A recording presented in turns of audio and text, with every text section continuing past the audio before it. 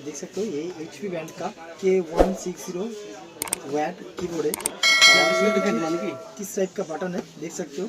और यहाँ पे देख सकते हो इसका MRP की अगर बात करो, यहाँ पे देखो थोड़ा सा जूम कर लो तो इसका MRP 1299 का मतलब 1300 का MRP लगा है, लेकिन मार्केट से 500 से 700 तक ये इजीली ले सकते हो। ठीक है, तो ये देखिए ये HP का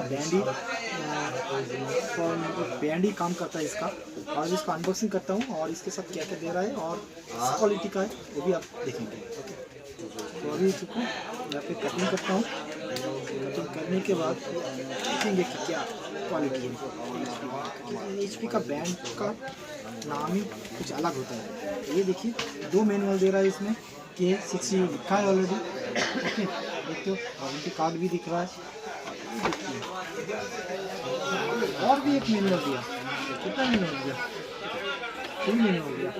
ओके, और ये देखिए इसका क्वालिटी कुछ अलग है भाई, देखिए क्या क्वालिटी है। और ये रोल टाइप का, मतलब होल टाइप का बटन है और ये थोड़ा टेढ़ा वगैरह है, कुछ मतलब कुछ लुक अलग हुआ है। पहले क्या था कुछ अलग टाइप का थे और अभी ग्लॉसी टाइप का जो नंबर या हैंड राइटिंग लिखा है वो भी थोड़ा सा ग्लॉसी टाइप का है। देखो मस्त कलर है और ये भी फ्लैट टाइप का है।